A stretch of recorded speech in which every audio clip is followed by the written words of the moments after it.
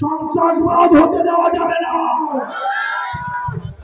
কোন আলেম ওলামাকে নির্যাতন করা যাবে না, কোন মন্দির ভাঙা যাবে না,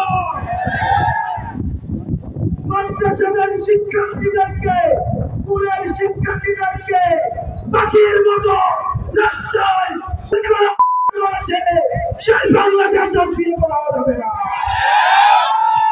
প্রিয় জয়পুরহাটবাসী, আপনারা জানেন আমাদের লড়াই এখনো পর্যন্ত অব্যাহত রয়েছে।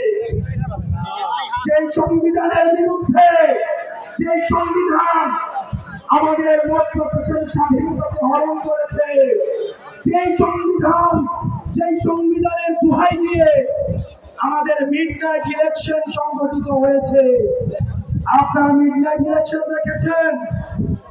দিনের ভোট রাতে হয় নাই, দিনের ভোট রাতে হয় নাই। আদিবাসী ইলেকশন দেখেছেন?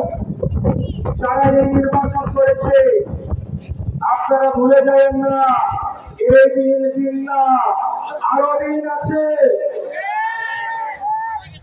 যারা মিডনাইট ইলেকশন করছে, যারা মধ্যরাতের ইলেকশন করেছে, তাদেরকে আজকে জুতার মালা গলায় দিয়ে রাস্তায় আজকে তাদেরকে নামতে হচ্ছে।